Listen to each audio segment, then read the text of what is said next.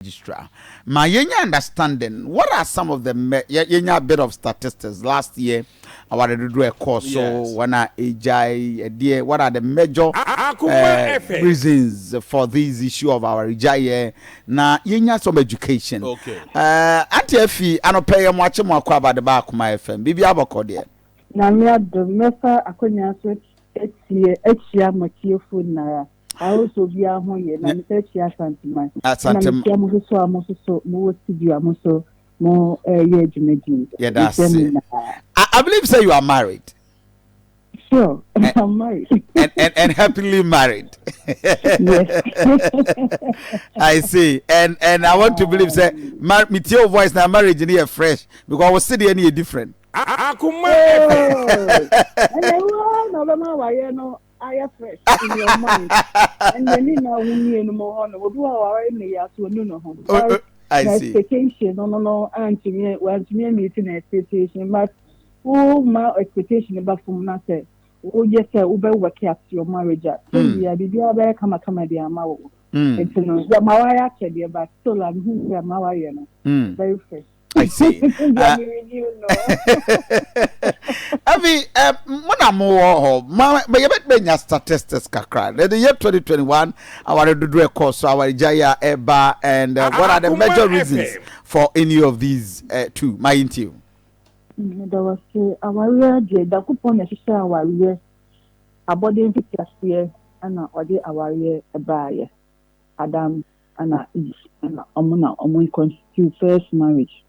Yeshe Bible na Nyankopon so asem so say from Genesis 2:24 or yes na bema no ba e be free various families no more become one bom na ma ye honam kro so ati asenti no ye bo bema ana esa bo ba na oba no so ya body e Akoma FM bema ho say bema e be na ye so emfa so nti awaye de Nyankopon e share na KMA Waria last year 2021 you register with Kumasi in 3,000 and over the year was sorry so the into me enka and yes our so a fear warrior no so those pa but we should not pass to ordinance marriage and no partner you register with KMA marriage.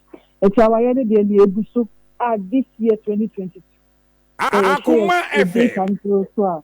Yet you register over 1,000. Your March. Just the first quarter year over 1,000. Yes. And last year from January. First April. Okay. First April, you register more than 1,000 marriages for KM. Okay. Under the ordinance marriage. Okay. Now you're picking one after the other. Last year from January up to December, the total marriage registered. Okay, me saying. Over 3,000. Over 3,000. Yes. And the first quarter of this year, Nkwano, you register 1,000. Yes, yeah, Juma. And the education also come and for so while we more. Okay. Yeah, first one so any the registration. But do what sense so now one more a jay and I say those divorce any separation.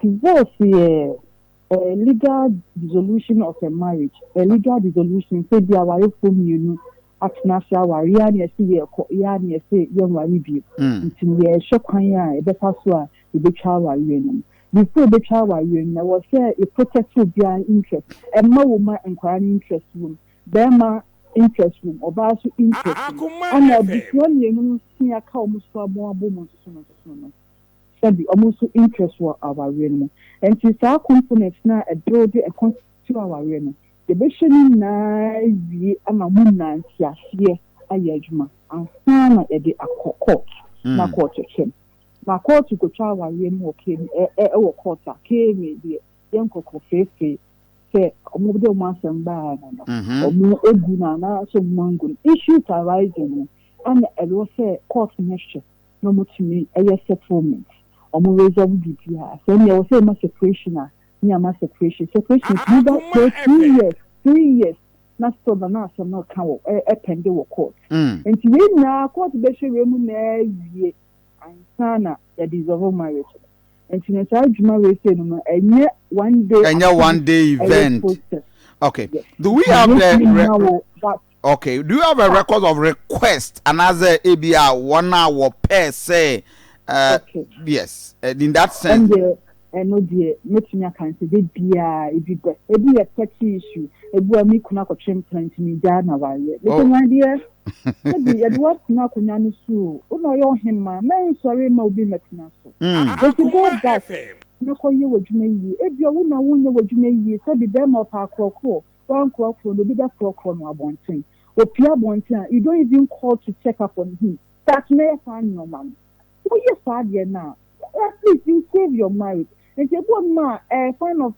Funny year, but we counsel them, we educate them, we give them the information that they will need. The one who are sending for 10 years in the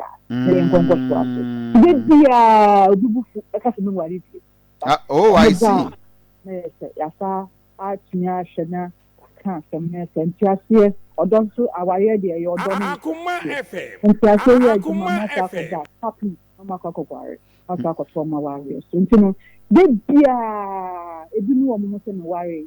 They be a talk of clear be back, Majao. And no, that is of course, Nanko Pom Power is what you are. But they be a different. There be a Roma Mikru. And what is the major source, major concern or Murizia or Mujina so for the suppose our Rijaye? Okay, definitely. One party to me satisfy other party sexually. The boss is on ethical stem, echo form. The boy now the man to me any responsibility as a year pair from the honor. The boss on me kun echo chimpna. You couldn't chimpna, no guarantees there was a to Java. Or how that and also share myself, what's all done. My dear, Debbie. Omo adwen utumi na the way obi fi no why ye wo mo no na ubenya no but utiatia no man that respect try me upkeep and found him and so be the man that attention no among that attention na gradually no so chuku influence ni homework ni shetu Akoma FM na yetumi be ma ware ebiji abema ma so atiase. And she would always try to advise a man. I'm call homework, you're both some of no one yard, Madame Yedas you. That's our call mandate. They say, ye go away, so I say. But you can be say, baby, a teacher board. The one you say, son, or by register or KMA. I think it's really by a no Jimika, no about KMA, but copy energies of marriage. And the KMA almost started the process of possible divorce if we, but the final area for the arbiter no be the court, right? Yes, please. Yes, please. Issues arising as a court, so dealing with it. Yes, please. I'm for to be a fan who join here. Hi, Akoma 87.9 FM, and pay a person you. One of the basic things in life a very important na edini pabibri course say yim na edibibri so it's about marriage and nipa do a ejai nipa do a worry. What is your better experience and what is your good experience? Yeah, mama Effie, KMA Marriage Registrar, or share with us some of the statistical records from the assembly now. Marriage ordinance, and that is a year the contract na say a dosu omo and yes sir. That's right. So there were 4 kinds of marriages for Ghana and it's being recognized by the law. Okay. There were ordinance marriage. Ordinance marriage, 1:1. Bema ware baako, oba ware baako. And so say baako bewu. And now say you no mudi akọ court. Ebusua egu aware na mudi akọ court na court so egu no. And sana baako betumi asa aware. Aware obi aka ho. Okay. Akoma FM. Number 2, customer marriage. Customer marriage ne de ndie. Bema ni tumi ware baako mienu miensa de na ho odin ebetumi sia no ye ne no ho adie ofie. Yakoye no ho adie ofie engagement and ye kan. And no me marriage under customary law. And no bema ni tumi ware baako mienu miensa. Ni na so tumi register omo under the customary law. That's our proxy marriage. Proxy marriage, maybe not bear mano, ewa bonti, and not ewa two kind with Ghana, and not Obano or Ghana. A bushman to mix nothing. A young one mamrena amandi na near a bushia jat, then me winning this, and also a proxy marriage, and also a woman certificate. Yeah, they confirm that marriage. And the last one, so soon, a Islamic marriage, and also Muslim for so. Omo eje omo awari no so amamra kwan so omo Islamic religion kwan so omo wi no ma confirm the marriage. And there are 4 types of marriage. There a year supreme and no obedient to me the terms and conditions no a year supreme year or ordinance marriage and no be ma ware ba ko pe oba so ware ba ko until no back could be obedient to me and why officially. It is not types of marriage here. Now, then, I was me register my marriage. Okay. Then, see, and I was me register my marriage. I was not Jawarena soon. Then, see, I go further. A protectable minimum interest. So, I share in succession law, no PNDC 111. Yes, sure. And no. The back of na omo anya a valid will baako anasa bema na anya a valid will and to me am fa anhye ne nyoma to ne nyoma yia Akoma enwa no ehye na omo afia properties bia anasa assets bia wugya wachi no spouse ebenya ne share na emma so ewo mu so enya omo share abusua so enya omo share nti sa marriage certificate under the ordinance marriage no and also protect no interest.